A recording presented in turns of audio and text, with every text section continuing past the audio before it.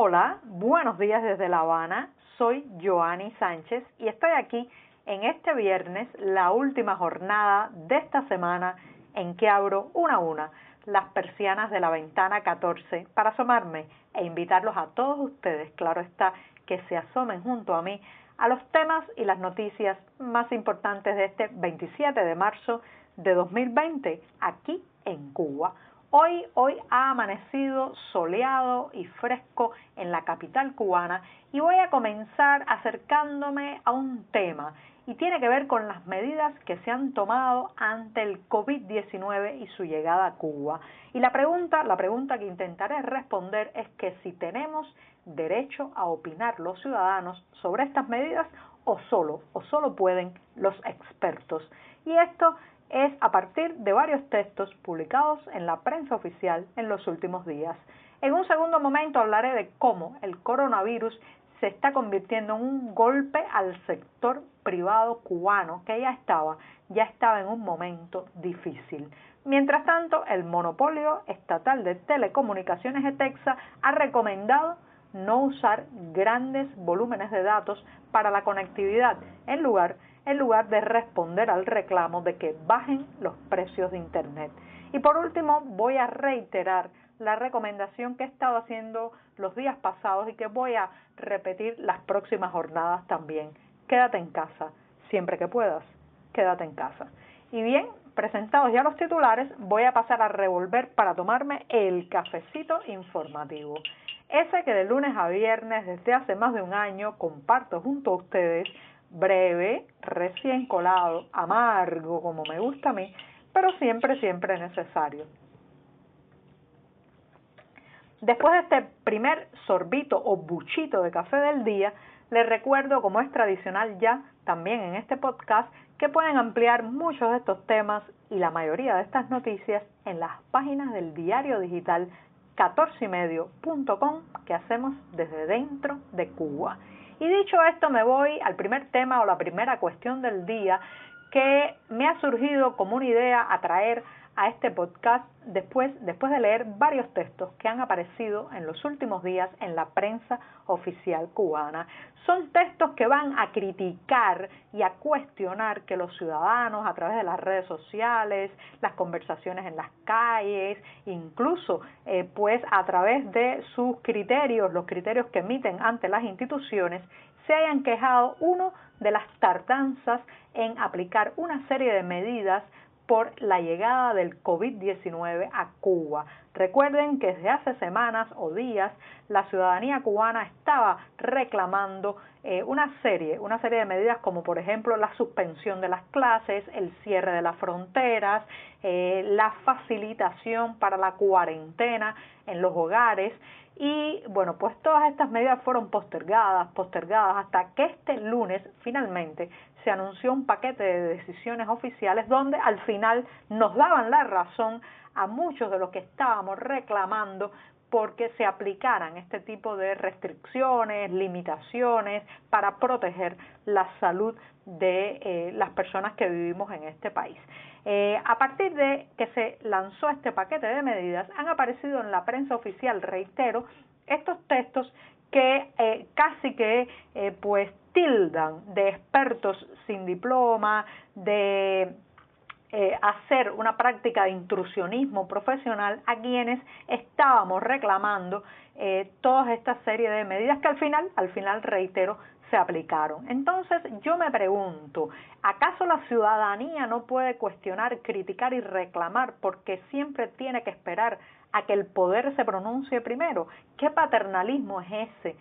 ¿Qué autoritarismo es ese de que la gente no puede hablar, criticar, emitir una opinión contraria a la de la Plaza de la Revolución porque inmediatamente es tildada de no estar suficientemente informada para opinar o de responder a intereses extranjeros? Esto es muy grave porque se intenta amordazar, silenciar, secuestrar la voz de toda una nación, de una sociedad, hasta tanto no se pronuncie la voz oficial. Uno de los argumentos que exponen estos periodistas oficiales y columnistas oficiales que han criticado las opiniones ciudadanas es que no tenemos suficiente información para decidir o para sugerir medidas a tomar. Bueno, si no tenemos suficiente información es porque no hay suficiente transparencia informativa en las autoridades cubanas. Se supone que una ciudadanía debería tener ante sí y frente a sí todas las informaciones, datos, estadísticas, cifras suficientes para poder formarse una opinión propia. Así que, por favor, aparquen el argumento de que no estamos suficientemente informados para opinar, porque ese argumento es un boomerang que vuelve contra los ojos del oficialismo cubano, que es el que escamotea los datos, infla las cifras, silencia mucha información del día a día y del verdadero estado de la nación cubana. Así que sí tenemos derecho a opinar los ciudadanos.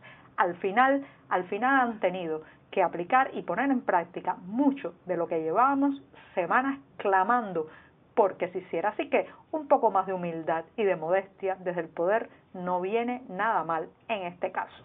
Y con esto me voy al segundo tema, pero voy a servirme otro buchito de café para seguir la jornada, que es muy intensa. Estamos teniendo semanas editoriales y jornadas editoriales muy intensas en la redacción de 14:30. Después de este segundo buchito del día, me voy con el sector privado o sector por cuenta propia. Les recuerdo que el eufemismo oficial para llamar a eso que en todas partes del planeta se llama sector privado, sector particular, empresariado privado, en Cuba es cuentapropismo o sector por cuenta propia, y que ahora mismo está viviendo uno de sus peores momentos en años.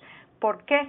Bueno, especialmente porque la llegada del coronavirus ha hecho que muchos de estos trabajadores privados o por cuenta propia tengan que cancelar de manera temporal al menos sus licencias. Por ejemplo, ayer en la televisión oficial se dieron algunas cifras, algunas estadísticas que, por ejemplo, en el sector de las personas que rentan viviendas o habitaciones al turismo, pues ya se han suspendido, se han cancelado temporalmente más de 5.000 licencias. Una cancelación, reitero, que puede ser de manera temporal, pero quizás algunos de ellos no puedan retomar el trabajo porque el golpe económico de este cierre prácticamente total del turismo les va a hacer una afectación económica de la que no podrán recuperarse. En todo el país y en todos los sectores son más de 16.000 las solicitudes de cancelación de licencia de trabajo privado, las que se han presentado, y la mayoría están en los trabajadores contratados, en los servicios de cafetería, en los artesanos y, como ya decía, en el sector de la renta de viviendas y de habitaciones al turismo.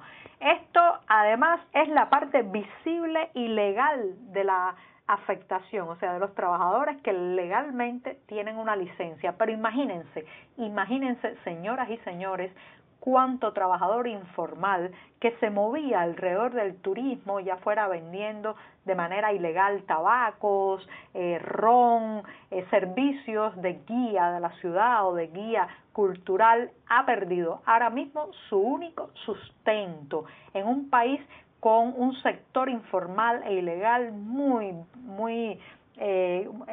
de mucho volumen. Pues claro está, estamos hablando de números que afectan prácticamente a cada familia. De una manera u otra, el turismo terminaba por influir en el bolsillo y en la mesa de cada familia cubana, como lo hace también la remesa. Incluso para aquellos que no recibimos remesas o no trabajamos en el turismo, eso terminaba influyendo en nuestro día a día y en nuestra cotidianidad. Así que el golpe es muy duro al sector privado, al sector informal, y por el momento se habla de posponer los pagos de licencias, posponer los pagos de impuestos, pero todavía desde el oficialismo no se ha hablado de un plan de estímulo, de créditos, de apoyo económico en dinero contante y sonante para este sector que ya estaba viviendo un tiempo de capa caída después de las flexibilizaciones que se hicieron